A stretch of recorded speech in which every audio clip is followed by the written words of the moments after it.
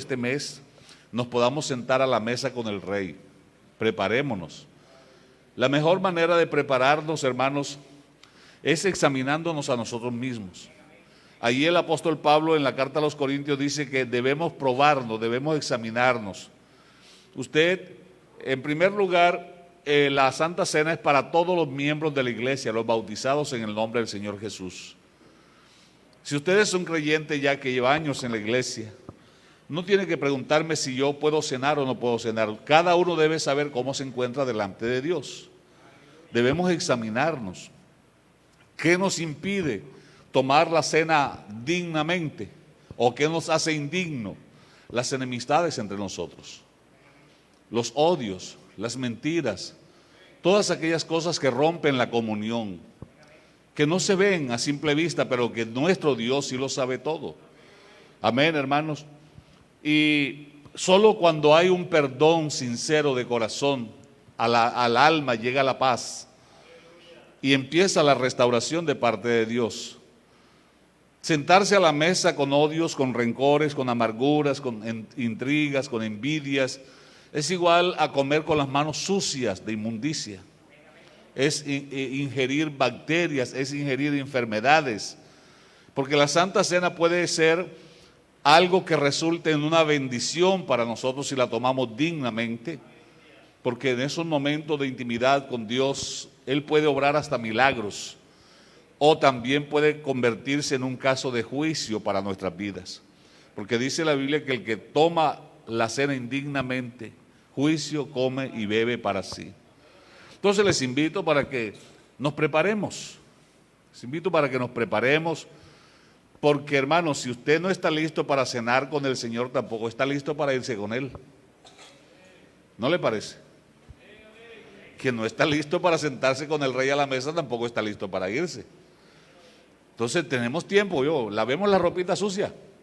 Amén. Vamos a meditar en la palabra de nuestro Dios. Vamos a meditar en la palabra de nuestro Señor y acompáñenme al Evangelio del apóstol Juan, capítulo 4, versículos 20, 21 y 22, o hasta el 24. Juan, capítulo 4, versículos 20 al 24. 4 versículos vamos a leer. Estemos de pie por reverencia a nuestro Señor. Juan, capítulo 4, versículos 20 al 24. Leemos en el nombre del Señor Jesús. La NTV, hermano Daniel. Dice la Escritura en el nombre del Señor Jesús: así que díganme, ¿por qué ustedes los judíos insisten en que en Jerusalén es el único lugar donde se debe adorar, mientras que nosotros los samaritanos afirmamos que es aquí, en el monte Gerizim, donde adoraron nuestros antepasados? Jesús le contestó: créeme, querida mujer, que se acerca el tiempo en que no tendrá importancia si se adora al Padre en este monte o en Jerusalén.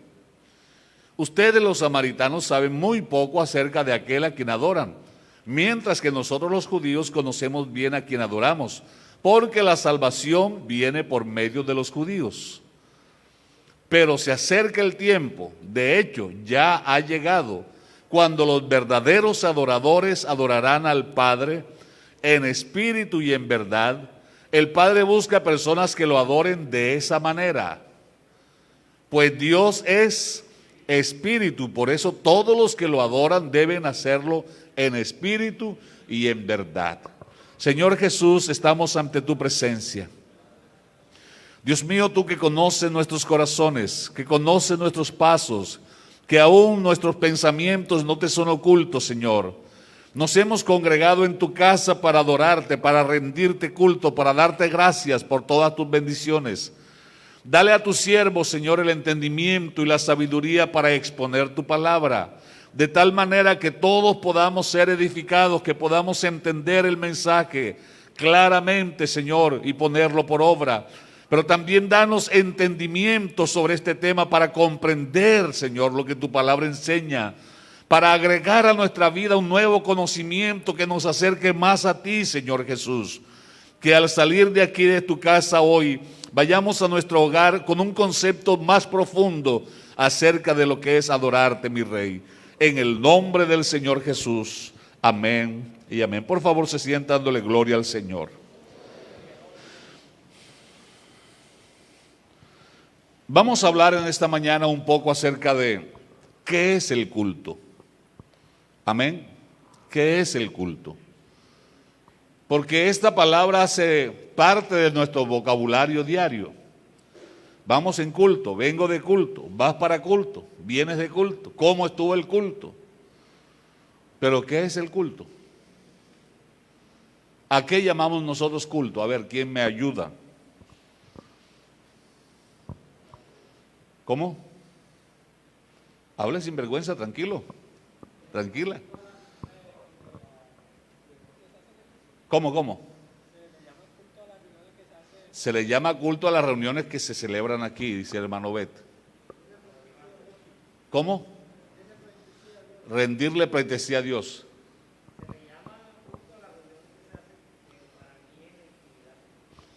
Se le llama culto a las reuniones que se hacen, pero para el hermano Freddy dice es la intimidad con Dios. En primer lugar quisiera no definirles en palabra o terminología de diccionarios, sino más bien hacerles un recuento bíblico para que consideremos la gran bendición que tenemos de estar aquí esta mañana, el honor que corresponde al culto que le rendimos a Dios. En primer lugar, Dios creó al ser humano para que tuviera comunión con Él. Eso lo encontramos en el libro de Génesis. Hablaba Dios con su criatura, ¿verdad? No había limitantes, no había vergüenza, no había temores. El pecado fue el que trajo el miedo y la vergüenza. No obstante a eso, Dios no abandonó al ser humano, sino que por medio de sacrificio de animales quedó todavía acercándose Dios, relacionándose con el hombre pecador, y así lo evidencia Génesis capítulo 4. Abel fue aceptado con su ofrenda y Caín con su ofrenda fueron rechazados. Eso perduró hasta que en Abraham comienza a formarse lo que es la nación de Israel. Era Abraham de antecedentes idolátricos. Él y sus padres vivían en Ur de los caldeos adorando a los ídolos de aquellas tierras, pero cuando el Dios de la Biblia se le reveló a Abraham, comenzó a adorar a Dios, a sostener una relación personal con Dios. Y a medida que le conocía y le obedecía, le rendía una mejor adoración. Y fue así entonces que cuando el pueblo de Israel, ya convertida en 75 personas, llegaron a Egipto, durante 400 años fueron esclavizados. Posteriormente, cuando Dios decide sacarlos, por boca de Moisés y de Aarón, había una petición que le elevaban al faraón. ¿Alguien recuerda cuál era la petición? Que los dejaran ir a adorar a Dios, que los dejaran salir de Egipto a adorar a Dios. Esa acción de adorar se toma como culto, llámese unipersonal, familiar o congregacional. Tanto es así que la palabra iglesia significa o se toma del término salir fuera, los llamados a salir fuera, partiendo de Egipto, que fueron sacados de la tierra de Egipto, tierra de inmundicia y de idolatría, para ser llevados al desierto, donde fueron pasados por el mar, bautizados, purificados por el fuego e introducidos a la tierra de Canaán, luego de haber pasado por el mar y por el Jordán, sinónimo de bautismo, para rendirle culto a su único Dios. Ahora, estando ya el pueblo de Israel constituido como pueblo de Dios, aquí el texto leído nos dice la mujer samaritana que ellos, los samaritanos, tenían como costumbre adorar, rendirle culto a su Dios en un lugar, porque también dentro del culto pasaron a tomar importancia los lugares donde se celebraba la ceremonia.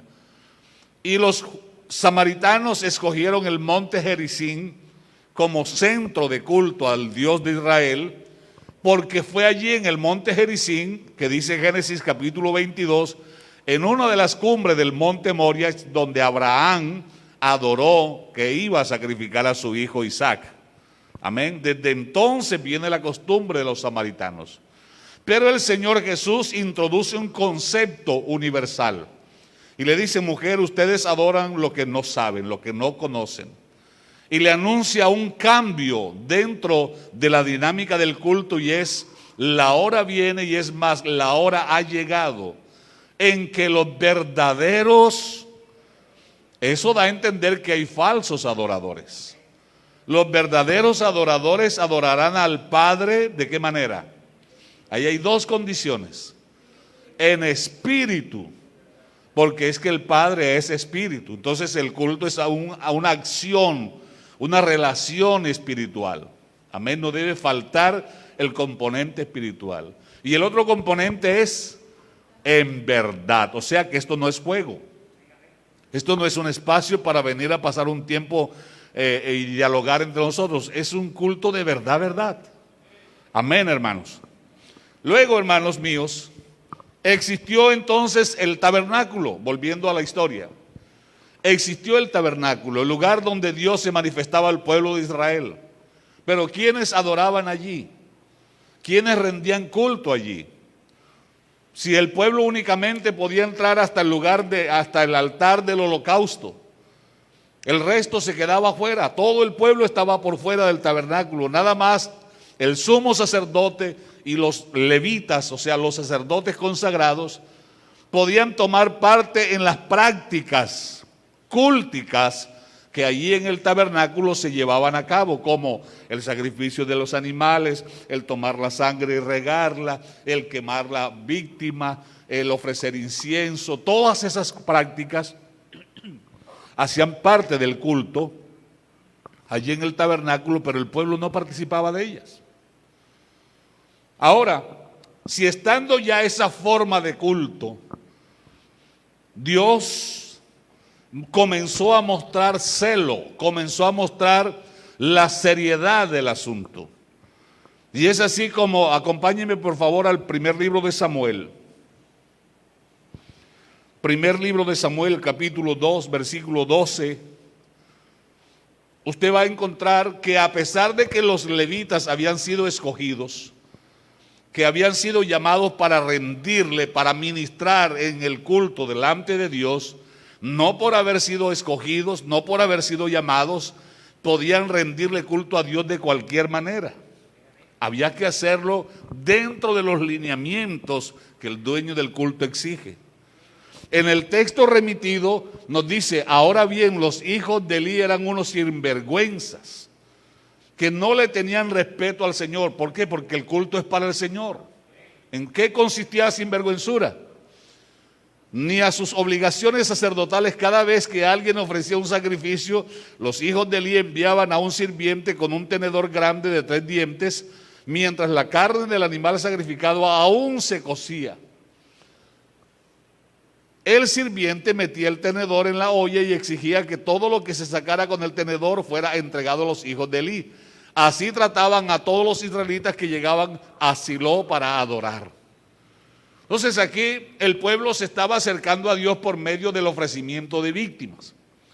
Y aunque los hijos de Elí eran los sacerdotes encargados de ministrar, ellos llegaron a pensar que el culto era para ellos, que ellos tenían derechos.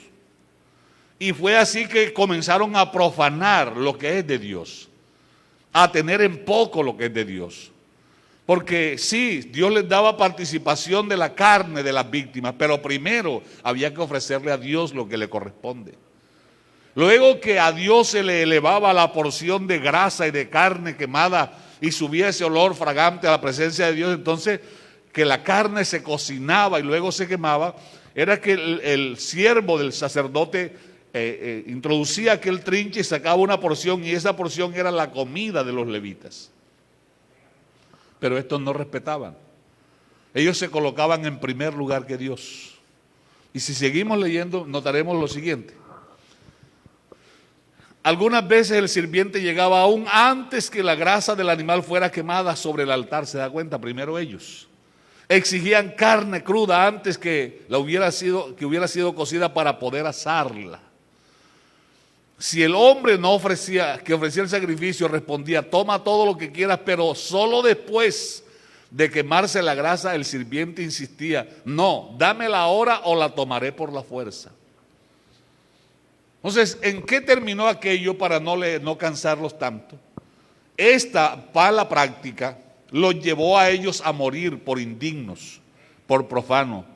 Y en aquella memorable batalla donde Israel es derrotado y el arca es capturada, ese mismo día murieron los 2 hijos del sacerdote Elí por profanos. Amén. Por profanos, porque ellos se honraban a sí mismos. Su papá lo sabía y no les estorbaba. Entonces, tengamos cuidado con el culto, no es para nosotros. Amén. ¿Queda claro, hermano? Nada en el culto es para nosotros de lo que estamos brindando. Lo que es para nosotros es lo que Dios nos da por haberlo adorado. Pero mientras estamos adorando, yo no puedo predicar aquí el mensaje que a mí me gusta. Los hermanos que dirigen no van a leer el texto que a ellos les gusta. Tenemos que buscar la dirección del Señor, a ver dónde Él quiere hablar. Los hermanos que ministran en la alabanza no van a cantar el himno o el coro porque a ellos les gusta. Tienen que ser movidos porque es Dios el que produce en nosotros. ¿Qué es lo que produce? ¿Qué es lo que Él quiere? ¿Y cómo se hace? ¿Vamos bien hasta ahí, hermanos? ¿Seguro? Le muestro otro antecedente de cultos mal ofrecidos. Levítico capítulo 10. Versículos 1 al 5. Levítico capítulo 10. Habían sido escogidos, estaban vestidos de ministro, estaban en el lugar del culto, pero se hicieron indignos. Metieron la mano tanto en el culto que pensaron que era de ellos, que podían hacer lo que pensaban, lo que querían, y terminaron mal. Levítico 10 dice: Nadab y Abiú, hijos de Aarón, pusieron carbones encendidos en sus incensarios e encima esparcieron incienso. Tal vez a ustedes eso no les llame la atención. Bueno, eso de quemar incienso, bueno, el quemar incienso antes era parte de las ofrendas. Hoy día eso lo reemplaza Dios por las oraciones de nosotros. ¿Oyó? De esta manera desobedecieron al Señor al quemar ante Él un fuego. ¿Un fuego qué? La Reina Valera dice fuego extraño, diferente al que había ordenado. Sigo leyendo. Como consecuencia, un fuego ardiente salió de la presencia del Señor, o sea que aquel a quien le vamos a rendir culto siempre está presente. Y los consumió, ojo con eso, vea, y los consumió por completo. O sea, los quemó, el fuego fue tan abrasador que los quemó por completo y murieron ante el Señor. ¿Sigo? Así que Moisés dijo a Aarón: esto quiso decir el Señor cuando dijo: demostraré mi santidad por medio de los que se acercan a mí. Así que ese versículo que dice sed santos porque yo soy santo, es que cuando estemos rindiendo culto entendamos para quién es el culto. ¿Qué le estamos brindando? Si estamos aptos, adecuados para ministrar delante de Él. Alabado sea el nombre del Señor. Demostraré mi gloria ante todo el pueblo. Y Aarón guardó silencio. Aarón no podía ni llorar por sus hijos, porque él es el sumo sacerdote. Lo normal es que se echaran ceniza en la cabeza, que rompieran el vestido y se tiraran al suelo en sinónimo de duelo. Pero vean, silencio. ¿Sigo? Después Moisés llamó a Misael y a Elzafán, primos de Aarón e hijos de Uziel, que era tío de Aarón, y les dijo: vengan y llévense los cuerpos de sus parientes de delante del santuario a un lugar fuera del campamento. Entonces se acercaron y los agarraron ¿por dónde? Yo me pregunto, bueno, ¿y esa qué clase de fuego fue que los quemó a ellos y los mató y la ropa no se quemó? Esos son los detallitos que a mí me... Y encima de eso era ropa de lino, figúrese que eso se quema más rápido. Pero es que esas vestiduras habían sido consagradas. las había diseñado el mismo Dios. Él había escogido hasta el color y habían sido consagradas. Esa ropa era tan milagrosa, hermano, que era talla única y a todos les quedaban bien. ¿Seguro? Es que eso no es extraño, porque es que los zapatos de los israelitas y el vestido crecía con ellos y no se ponía viejo, 40 años. Entonces, ¿cómo es que un fuego quema? Porque le reiteré el versículo anterior que salió fuego y los quemó, ¿verdad? ¿Cómo es que se queman las personas y no se quema el vestido? Entonces, tengamos cuidado, hermano, de cómo nos acercamos a Dios. Ahora, pregunto, ¿cuál sería la razón por la que Nadab y Abiú fueron quemados? ¿Dónde estaría el problema? A ver, ¿usted qué dice?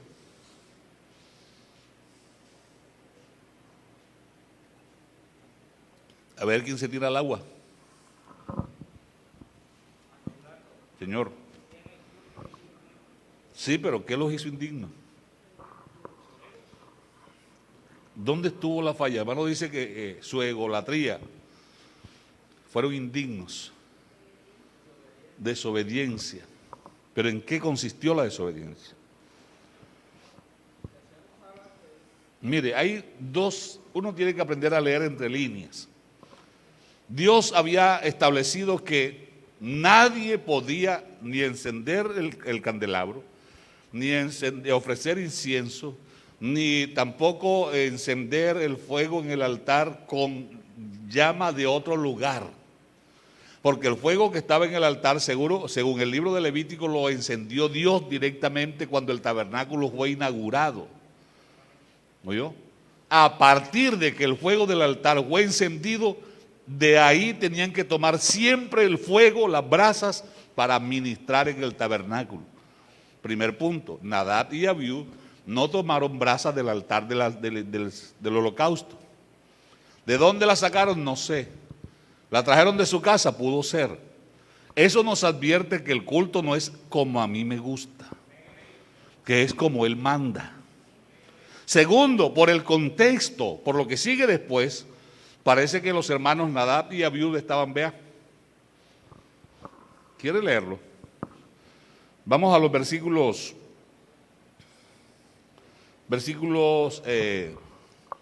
10, 9 y 10 del mismo capítulo. Tú y tus descendientes nunca, mire que está en el mismo capítulo y ahora viene esta prohibición. Tú y tus descendientes nunca deben beber vino ni ninguna otra bebida alcohólica antes de entrar en el tabernáculo. Si lo hacen, ¿qué era lo que acababa de pasar? Esta es una ley perpetua para ustedes porque se cumplirá de generación en generación. Ahora, ¿por qué había que tomar el fuego de ahí del altar, hermano? Porque es que ahí caía la grasa de todas las víctimas ofrecidas a Dios. Y esa grasa que caía allí era sinónimo de la unción del Espíritu Santo que debe producir el fuego. ¿Se acuerda usted que en el aposento alto el Espíritu Santo apareció representado con qué? Una llama de fuego. Porque el mismo que encendió el fuego allá es el que enciende el fuego en el corazón del creyente. Por eso el sacrificio a Dios en el culto de hoy debe ser fruto del corazón. Debe ser el resultado de la pasión que enciende el fuego del Espíritu Santo en el adorador. Porque Dios busca adoradores que lo adoren ¿de qué manera? En espíritu y en verdad. ¿Hay alabanza para el Señor? ¿Vamos bien hasta ahí, hermanos? ¿Seguro? ¿Me están entendiendo? Ok. Volvemos entonces al sistema del culto. Cuando ya estuvo el templo en pie, en la época de Salomón, entonces David había organizado a los cantores y a los levitas y a todos los había organizado para que, como se había multiplicado, para que entraran en turno. Y dice la Escritura que allá al lugar santísimo solamente entraba el sumo sacerdote una vez al año. En el lugar santo para quemar incienso, para encender la menorá o el candelabro, para cambiar los panes, debían entrar cada 8 días, semanalmente, a cambiar los panes, pero también a encender las lámparas era diario, alimentarlas era diario, a ofrecer incienso. pero el pueblo no entraba. Cuando el templo estuvo, hubo prohibiciones para los cojos, los mancos, los tuertos, los leprosos, los ladrones, las prostitutas, etcétera, etcétera, etcétera. Es decir, que los que entraban al templo tenían que ser perfectos. Imagínense, físicamente hablando, exacto. Si el pueblo no tenía acceso al culto congregacional, solo se congregaban para adorar a Dios aquellos de la familia real. Cuando usted lee al rey David que dice, yo me alegré con los que me decían, Salmo 122:1, yo me alegré con los que me decían, ¿qué es lo que le decían? A la casa de Jehová iremos. ¿A qué iremos a la casa de Jehová? Pues el Salmo número 100 responde. ¿Qué es lo que dice el Salmo número 100? ¿Quién se lo sabe? Venid, adoremos. ¿De qué manera?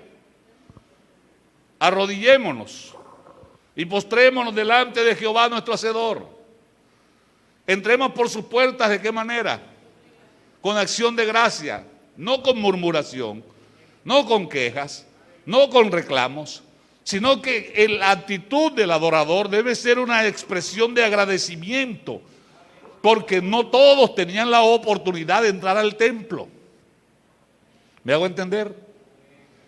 Ahora, para ya no aburrirlos tantos, vamos a Hechos capítulo 3, para que usted se dé cuenta por qué esa porción de historia está ahí. Hechos capítulo 3.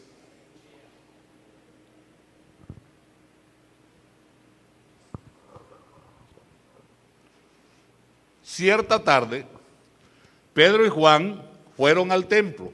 ¿Para qué? Para participar en el culto. Iban al culto de oración, la oración de la tarde.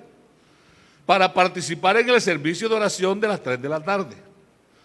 Mientras se acercaban al templo, llevaban cargado a un hombre cojo de nacimiento todos los días, lo ponían junto a la puerta del templo, la que llama la Hermosa, para que pidiese limosna a la gente que entraba. ¿Por qué? Porque él no podía entrar. ¿Por qué no podía entrar? Porque la ley desde allá prohibía que esa clase de gente no era digno de entrar a la casa de Dios. Amén. Sigo leyendo. Cuando el hombre vio que Pedro y Juan estaban por entrar, les pidió dinero. Pedro y Juan lo miraron fijamente y Pedro le dijo, míranos.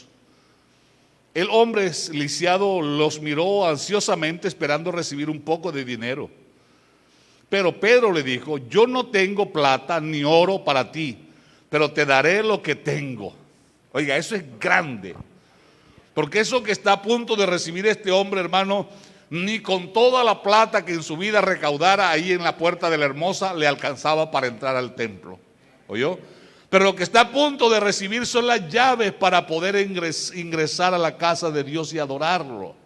Mire, en el nombre de Jesucristo de Nazaret, levántate y camina. La sanidad. Está recibiendo la sanidad. Entonces Pedro tomó al hombre lisiado de la mano derecha y lo ayudó a levantarse. Y mientras lo hacía, al instante los pies y los tobillos del hombre fueron sanados y fortalecidos.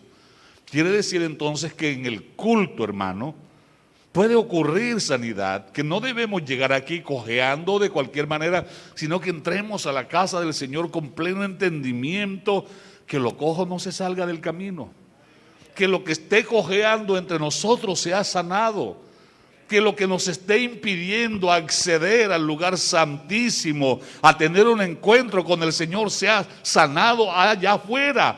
Aleluya, para poder tener un acceso digno de un adorador, para poder acceder a la casa de Dios con razones y motivos para adorar y rendir culto al Dios de nuestro bien. Mire lo que sigue diciendo. Se levantó de un salto, se puso de pie y comenzó a caminar. Luego entró, mire, por eso está ahí. Luego que fue sanado, luego entró en el templo con ellos caminando, saltando y alabando a Dios. Eso no está ahí por decoración, está ahí para mostrarnos que el sistema de culto ha cambiado. que todos los que en el antiguo pacto no podían entrar, ahora por los méritos de Jesucristo, el que fue invocado allí, tenemos acceso. Que ahora podemos rendirle culto a nuestro Dios, porque ahora el culto comienza siendo unipersonal. ¿Oyó? O sea, usted y Dios. Porque ahora su corazón y mi corazón se convierten ¿en qué? Templo del Espíritu Santo. Eso no así. Usted en su corazón debe tenerle un altar a su Dios. Usted todos los días debe preocuparse por rendirle un culto unipersonal a Dios.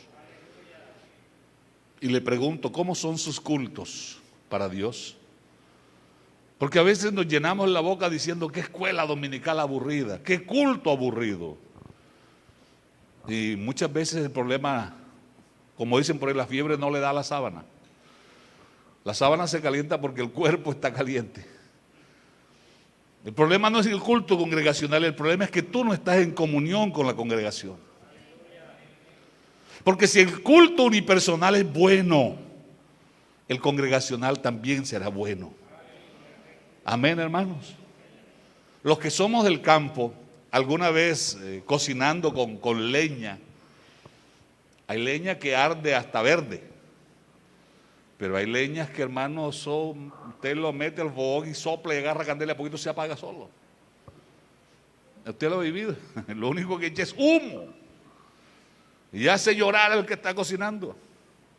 Cuando venimos a la casa de Dios somos ese fuego encendido por el Espíritu Santo que enciende rápido. Somos como esas chamisas que están ahí mojadas, que por más fuego que haya no agarran candela. Ahora, ¿en qué me baso yo para decirles que el culto empieza en el nuevo pacto siendo unipersonal? En el texto que leí en Juan capítulo 4. El Padre, ha llegado la hora, y la hora es, en que los verdaderos adoradores adorarán al Padre. ¿De qué manera? En espíritu, porque ahora Él nos ha dado de su espíritu para decirnos lo que a Él le gusta. Amén. Porque aún en la relación de oración que viene a reemplazar la quema de incienso en el tabernáculo, el apóstol Pablo nos escribe en la carta a los Romanos y dice que cuando no sabemos cómo orar, allí el Espíritu de Dios intercede y toma nuestro espíritu y lo guía para que oremos como a Él le agrada. Entonces mire cómo está Dios interesado en que la relación del adorador en el nuevo pacto sea sincera, personal, profunda. Luego entonces, de ese culto unipersonal, va a depender el nivel de entrega del adorador. Vamos a Romanos capítulo 12, a partir del versículo 1, para comprobar lo que estoy diciendo. Estamos en una dimensión nueva de lo que es culto. Estas son reuniones congregacionales. Estas son reuniones de confraternidad. Estas reuniones a que llamamos culto es para mostrar o para compartir lo que cada uno tiene en su corazón. Amén, hermanos. Es decir, que el bienestar congregacional se va a evidenciar partiendo del bienestar unipersonal en el culto. Romanos 1, 12. Por lo tanto, amados hermanos, les ruego que entreguen su ¿qué? ¿Se da cuenta? Que entreguen su cuerpo a Dios por todo lo que Él ha hecho, la razón de adorarlo. Razones del adorador. Primero, por lo que Él ha hecho. Dime, ¿qué ha hecho Dios por ti? ¿Qué ha hecho Dios en ti? ¿Qué ha hecho Dios con y por los tuyos? ¿Tienes ahí razones para adorarlo? ¿Encuentras allí motivo para servirle, para serle fiel? Por todo lo que Él ha hecho a favor de ustedes. Que sea ¿qué? Un sacrificio vivo, porque el Dios al que adoramos es vivo, es real, es verdadero. Además debe ser un sacrificio ¿cómo? Santo, porque acuérdense que allá dijo, me santificaré los que se acercan a mí. Estoy delante del Santo de los Santos. Y debo estar apto para ministrar delante de Él de tal manera que mi adoración le agrade, que mi servicio le agrade. La clase de sacrificio que a Él le agrada. Esa es la verdadera forma. O sea, te viene respondiendo entonces a lo que dice Juan 4:24. ¿Ese es un culto congregacional o unipersonal? ¿Ah? ¿Qué me dice usted? ¿El culto de Romanos 12 es congregacional o unipersonal? Es unipersonal. Es tú y Dios. Es Dios y tú. Y ese culto debe ser el más avivado. Te pregunto, ¿tuviste tu culto esta mañana con Dios? ¿Tienes tú un tiempo de devocional personal con Dios? ¿Tienes diariamente un espacio donde te encuentras con el Señor y le ofreces alabanza y le manifiestas gratitud? ¿Lo tienes? Si tú no tienes ese culto unipersonal, tu vida siempre va a ser raquítica, triste, sin motivación, sin esperanza, sin alegría. Y esto aquí no será sino para ti una rutina. Pero si yo en el culto unipersonal ya usando un término acá costeño, me prendí por el fuego del Espíritu Santo, y el otro hizo lo mismo y la otra lo mismo, hermano, cuando lleguemos aquí, ¿qué va a pasar? ¿Ah? Se enciende la llama, porque todos ya venimos prendidos por el poder del Espíritu Santo. Aleluya. De tal manera que aquel que vino con la brasita casi que se la apaga, también se enciende. Porque el culto, luego de ser unipersonal, pasa a ser un poco más abierto. Vamos a Mateo. Mateo capítulo 18, versículo 20. Aquí el Señor amplía un poquito más. Pero para que el culto aquí tenga éxito se necesitan unos componentes.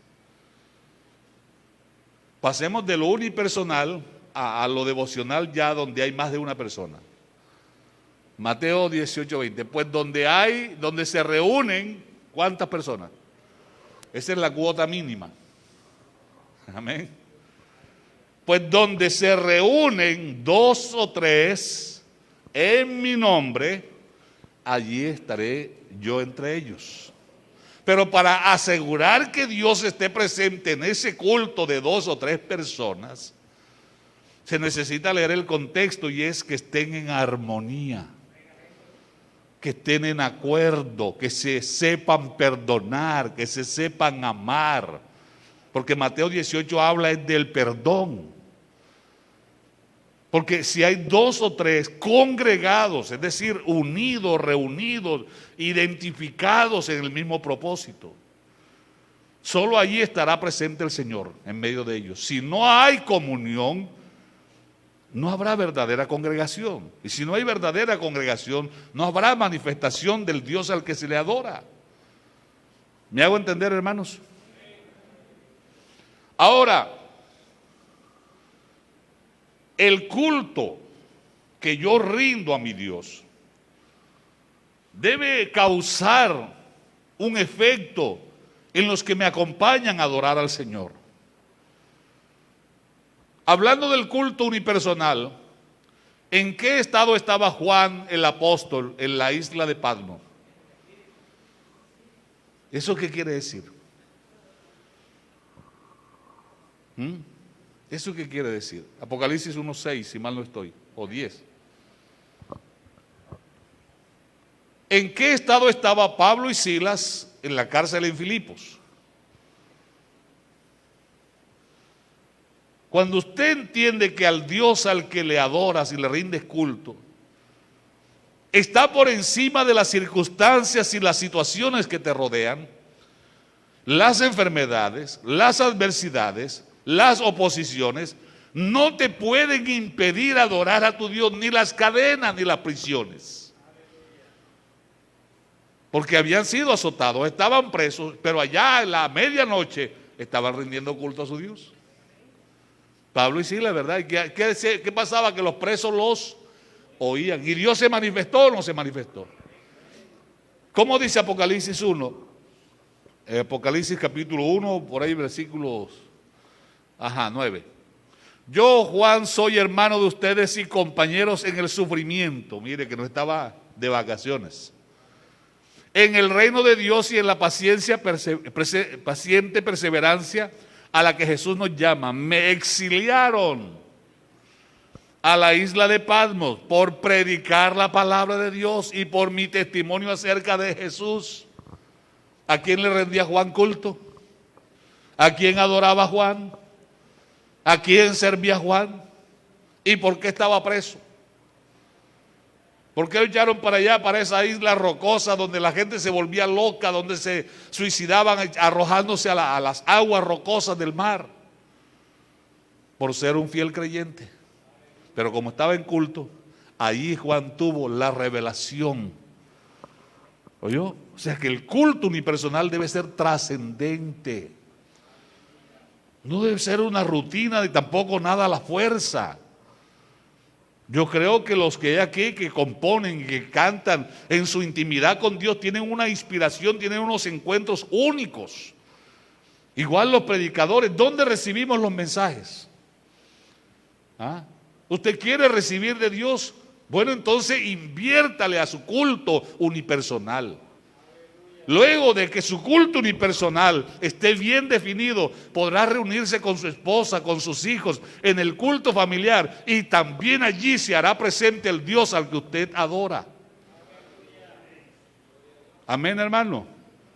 Y donde usted vaya, donde esté usted, hermano, será un factor de bendición. Pero asegurémonos, vamos a recapitular, asegurémonos que no hayan enfermedades que nos impidan entrar al lugar santísimo a adorar a nuestro Rey. Que cuando Él se manifieste no nos quede una conciencia acusadora como la del profeta Isaías.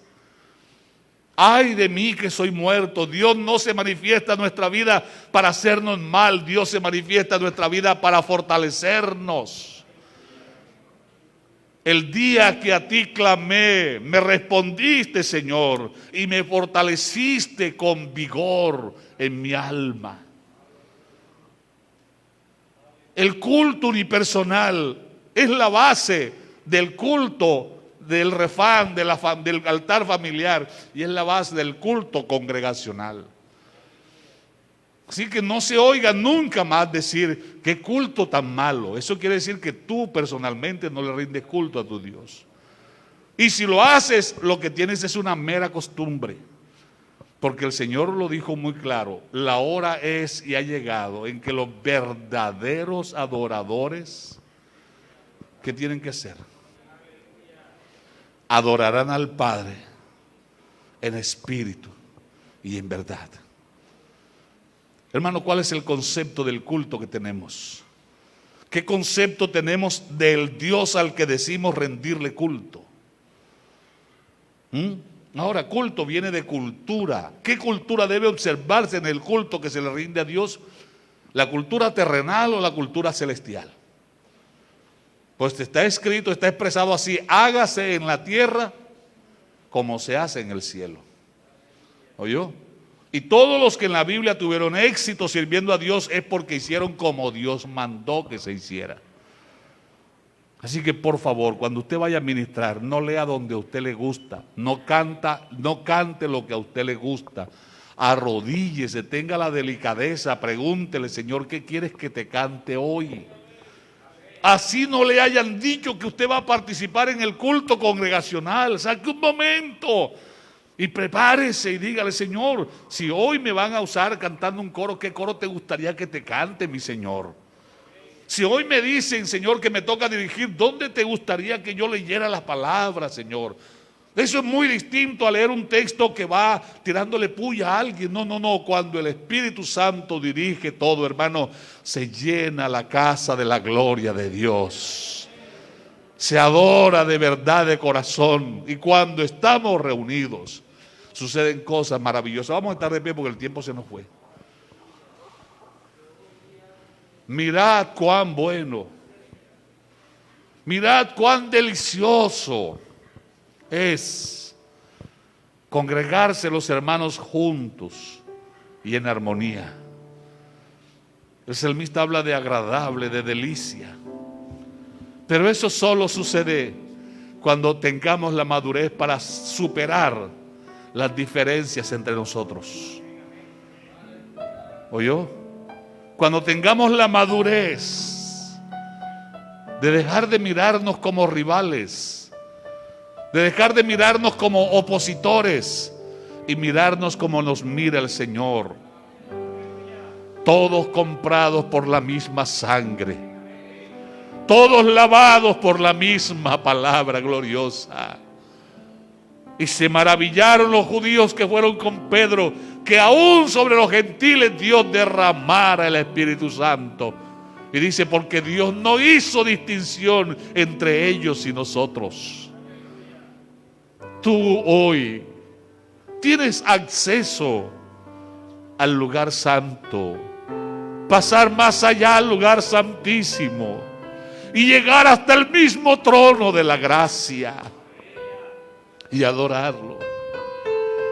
Pero es necesario que el que a Dios se acerca crea que le hay, que no es un juego, que es una realidad, y que Él merece toda la adoración y toda la alabanza, todo el honor. ¿Quién quisiera esta mañana comenzar a decirle algo bonito, algo agradable, algo que salga de tu corazón a tu Dios? Mira, cuando estés orando, no estés pensando que el Dios al cual estás orando es un ser imaginario o que está lejos. No, concientízate que estás hablando con Él cara a cara. Por eso lo resalta la Biblia, que Él hablaba cara a cara con Moisés. Y nosotros estamos en mejores pactos que Moisés. El pacto del Calvario es mejor que el pacto del Sinaí. Hoy Jesús, el Señor, nos ha dado acceso al lugar más íntimo. Porque la comunión íntima del Señor es con los que le temen, con los que le adoran.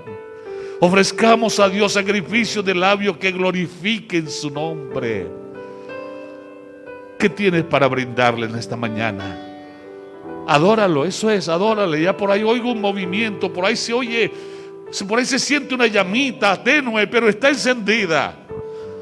Alabado sea el Señor. Tú tienes acceso, no hay impedimento. Todos los impedimentos los llevó mi Cristo en la cruz. Por su llaga fuimos nosotros curados. Que la cojera, que la ceguera, que nada de eso nos impida adorarlo. Si tus manos estaban enfermas, levántalas esta mañana, levántalas en adoración, levántalas en adoración. Levántalas en adoración, en gratitud. Adóralo, aleluya. Quiero levantar mis manos, quiero levantar mi voz, ofreciendo a ti mi vida en santidad y amor. Oh Padre, solo a ti te ofrezco mi vida y mi corazón, y me postro en tu presencia, Señor, en adoración.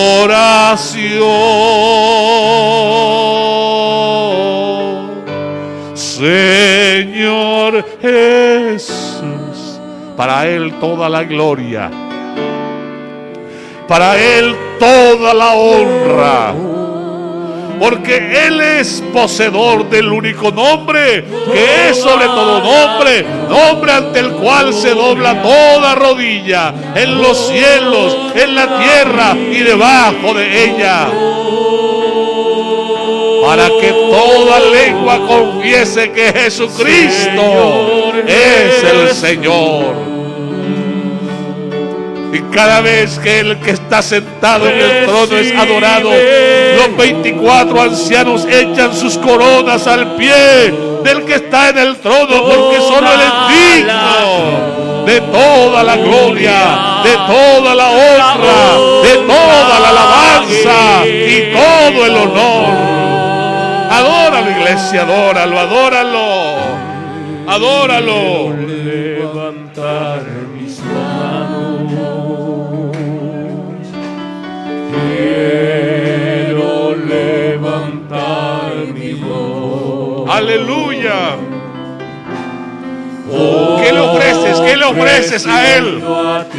No son animales, no es grasa de animal. ¿Qué tienes para ofrecerle a Él esta mañana? ¿Qué le brindas a Él? ¿Qué le brindas a Él?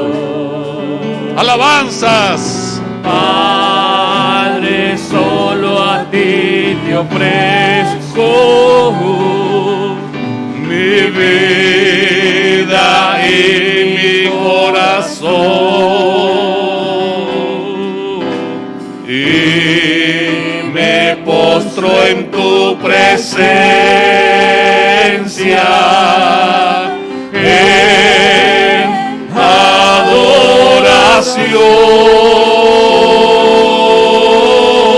adoración, Señor Jesús. Santo, santo, sublime, glorioso, digno de toda alabanza, de todo el honor, de todo reconocimiento. Aleluya. La honra y honor, Señor Jesús.